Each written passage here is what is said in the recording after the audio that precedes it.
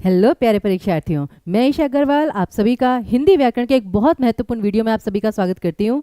Friends, ध्यान दीजिए कि व्याकरण में उपसर्ग प्रत्यय, संधि, समास ये तो छोटे छोटे विषय हैं, लेकिन एक बहुत महत्वपूर्ण विषय है अलंकार का, जिसमें काफ़ी सारे स्टूडेंट्स को डाउट रहता है। लेकिन वो विषय हम कैसे कवर कर सकते हैं फ्रेंड्स? जैसे कहते हैं ना, अगर बहुत बड़ा टॉपिक है तो उसे थोड़ा थोड़ा करके यदि हम करेंगे तो हमें बहुत अच्छे तरीके से समझ में आ जाएगा। तो चलिए फिर आज हम प्रारंभ करते हैं जो हमारा पहला अलंकार है। ठीक है, सारे बच्चे प्लीज तैयार हो जाइए। तो हमारा जो सबसे पहला अलंकार है फ्रेंड्स, वो कौन सा है? अनुप्रास अलंकार। आज हम केवल और केवल आपको अनुप्रास अलंकार और उसके भेद, सिर्फ इसके बारे में जानकारी देने वाले हैं, क्योंकि अधिकतर ये आपको काव्य पंक्तियों में मिल जाएगा। तो चलिए फिर स्टार्ट करते हैं फ्रेंड्स। जल्दी से एक बार लाइक और शेयर कर दीजिएगा। वैसे मैं आपको बता दूं कि ये आपका चाहे पीआरटी हो फ्रेंड्स, ओके, चाहे आपका टीजीटी हो, और मोस्ट इंपॉर्टेंटली पीजीटी, तीनों के लिए ही महत्वपूर्ण है, क्योंकि प्रश्न छोटे लेवल पर भी आ सकते हैं, बड़े लेवल पर भी, बहुत आसान भी आ सकते हैं, बहुत कठिन भी प्रश्न आ सकते हैं। दूसरी चीज क्या होती है, जैसे एग्जाम्स हैं, सीटेट का एग्जाम हो, डेफिनेटली आ सकता है आपके अनसीन पोएम में। ठीक है, जो आपका अपठित काव्यांश होता है उसमें डेफिनेटली आपको अनुप्रास अलंकार का प्रश्न आ सकता है।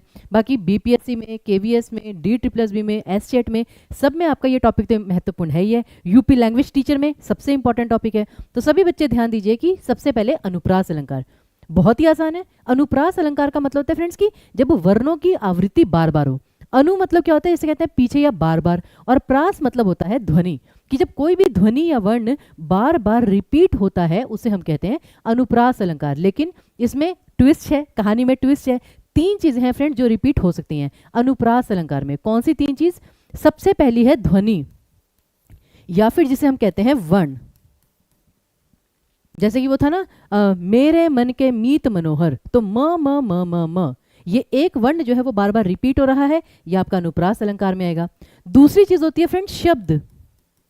शब्द भी अगर रिपीट हो लेकिन सेम मीनिंग में, वो आपका अनुप्रास अलंकार में आएगा। बहुत सारे बच्चों को यहां पर आकर दुविधा हो जाती है, क्योंकि यमक अलंकार में भी शब्द रिपीट होते हैं, अनुप्रास अलंकार में भी शब्द रिपीट होते हैं, वीप्सा अलंकार में भी शब्द रिपीट होते हैं। तो इसीलिए जरूरी है कि एक एक अलंकार को आप समझ कर करें। तो फ्रेंड्स, जहां पे शब्द रिपीट होते हैं लेकिन सेम मीनिंग में रिपीट होते हैं उसे कहते हैं अनुप्रास अलंकार। जैसे कि वही मनुष्य है जो मनुष्य के लिए मरे, मनुष्य मनुष्य शब्द दो बार आया, सेम मीनिंग में आया, तो अनुप्रास। और तीसरा आता है फ्रेंड्स वाक्यांश। सभी बच्चे ध्यान दीजिएगा, वाक्यांश। वाक्यांश कैसे होते हैं? जैसे कि पूत कपूत तो का धन संचय, पूत सपूत तो का धन संचय। तो यहां पे सिर्फ कपूत और सपूत, सिर्फ एक शब्द बदला, बाकी पूरा वाक्य सेम रहा। इसको भी कहते हैं आपका क्या? अनुप्रास अलंकार। तो ध्यान दीजिए, ध्वनि, शब्द, वाक्यांश, कुछ भी आपका रिपीट हो रहा है सेम मीनिंग में, तो वो आपका अनुप्रास में आएगा। अब उदाहरण देखिए, जैसे कि मुदित महीपति मंदिर आए। अब यहां पे क्या है? केवल म म म रिपीट हुआ है, यह आपका पहला कैटेगरी का। दूसरा है आपका मधुर मधुर मुस्कान मनोहर मनुज वेज का उशियारा। तो यहां पर भी देखिए म म म रिपीट हुआ। हालांकि अब यहां पे शब्द इकट्ठे रिपीट हुआ तो ये वीप्सा में ज्यादा आता है, लेकिन सबसे पहले अनुप्रास आएगा, म म म रिपीट हुआ। और लास्ट देखिए, भगवान भक्तों की भयंकर भूरी भीति भगाइए। इसमें क्या है? देखिए भ भ भ रिपीट हुआ। तो सिंपल सी बात है, ये तो हम जानते हैं कि जहां पे वर्ण रिपीट होते हैं वहां पे अनुप्रास अलंकार होता है। परंतु मेन चीज क्या है कि अनुप्रास अलंकार के हैं 5 भेद, 5 प्रकार। एक बार सारे बच्चे देखिए प्लीज जल्दी से। जो अनुप्रास अलंकार है उसके होते हैं आपके 5 भेद: छेका अनुप्रास, वृत्ति अनुप्रास, श्रुत्य अनुप्रास, लाटा अनुप्रास और अंत्य अनुप्रास। सभी ने क्लियरली देख लिया ये 5 प्रकार। पेपर में, पीआरटी में, इनफैक्ट क्वालिफाइंग में फ्रेंड्स, क्वालिफाइंग में आपको छोटा सा क्वेश्चन आ सकता है कि अनुप्रास अलंकार के कितने भेद हैं। तो एटलीस्ट संख्या तो आपको पता हो ना, 5 हैं अनुप्रास अलंकार के भेद, ये 5। अब इन 5 का मैं आपको उदाहरण देकर समझाती हूँ जिससे आपको क्लियर हो जाए बहुत ही जल्दी में। सबसे पहले जो हम जर्नली देखते हैं, जो भी हमने पीछे तीनों एग्जाम्पल किए, वो होता है वृत्ति अनुप्रास। वृत्ति अनुप्रास क्या होता है? ध्यान से देखिएगा, जब एक ही वर्ण, सिर्फ एक वर्ण बार बार आए। जैसे देखिए, बिघन बिदारन बिरद बर बारन बदन विकास, बरदे बहु बाड़े बिसद बाणी बुद्धि बिलास। सोचिए, ये ऐसी पंक्ति कभी देखी होगी आपने? सिर्फ ब ब ब ब ब, सिर्फ एक ही वर्ण रिपीट हुआ है। उसी प्रकार भव्य भावों में भयानक भावना भरना नहीं, यहां पे क्या है? भ भ भ रिपीट हुआ है। उसी प्रकार कानन कूकी कै कोकिल कूर करेजन की किरणें करती क्यों, फिर इतनी बड़ी पंक्ति केवल क क क रिपीट हुआ है। तो जहां पे केवल एक वर्ण या ध्वनि रिपीट हो उसे हम कहते हैं वृत्ति अनुप्रास। अगला अगला आता है आपका छेकानुप्रास। इसे छेके को ना छौंक से याद रखिए। आप कोई भी दाल बनाते हैं उसमें छौंका लगाते हैं, छौंका, तो छौंके में आप कितनी सारी चीज़ें डालते हैं, घी भी डालते हैं, लहसुन भी डालते हैं, फिर आपका जीरा भी डालते हैं, लाल मिर्च भी डालते हैं, धनिया भी डालते हैं, बहुत कुछ डालते हैं। तो छेका को छौंके से याद रखिए कि उसमें बहुत सारे वर्ण आएंगे, एक चीज़ नहीं आएगी। तो जब एक से अधिक वर्ण, जब एक नहीं, एक होगा तो वृत्तानुप्रास, लेकिन एक से अधिक वर्ण रिपीट हो तो आपका छेकानुप्रास आएगा। जैसे कि मुद मंगलमय संत समाजू जो जग जंगम तीर्थ राजू। अब मुद मंगलमय संत समाजू जो जग जंगम तीर्थ राजू। अब यहाँ पे म स ज तीन तीन वर्ण रिपीट हुए हैं, ये है आपका छेकानुप्रास। उसी प्रकार मोहिनी मूरत सांवरी सूरत नैना बने बिलास। यहाँ पे देखिए म म म स स स और ब, तीन तीन वर्ण रिपीट हुए। फिर जन रंजन भंजन दनुज मनुज रूप सुरभूप। अब ध्यान दीजिए यहाँ पे वर्ण कौन सा रिपीट हो रहा है, और वर्ण नहीं ध्वनि भी। जैसे कि जन रंजन भंजन, अब यहाँ पे क्या है, अन्न अन्न अन्न, बोल के देखिए जन रंजन भंजन अन्न अन्न अन्न, तो यहाँ पे वो ध्वनि रिपीट हो रही है। फिर दनुज मनुज उज उज, मतलब ध्वनियां बार बार रिपीट हो रही हैं। फिर रूप सुर भूप ऊ ऊ ऊ, तो इसलिए यहाँ पर आपका छेकानुप्रास है। तो ये दूसरा प्रकार हुआ। तीसरा देखिए आता है लाटानुप्रास। अब लाटानुप्रास क्या है? लाटानुप्रास में होता है, अभी पहले था एक वर्ण रिपीट हुआ, दूसरे में था कि एक से ज्यादा वर्ण रिपीट हुए, चाहे दो, चाहे तीन, चाहे चार। अब आता है अगर शब्द या वाक्य खंड की आवृत्ति बार बार हो।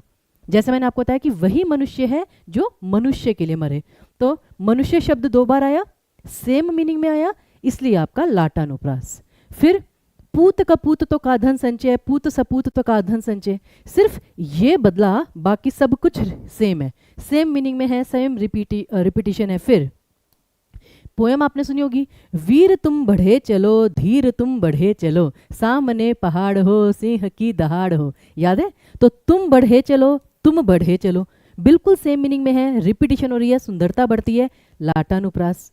उसी प्रकार आपका जो अगला प्रकार आता है फ्रेंड्स, वो आता है अंत्यानुप्रास। अब फ्रेंड्स ये कहने के लिए प्रकार है, लेकिन ये आपको हर पंक्ति में मिलेगा जहाँ पे तुकबंदी होती है। तुकबंदी समझते हैं फ्रेंड्स? ये तुक मिलाना क्या होता है?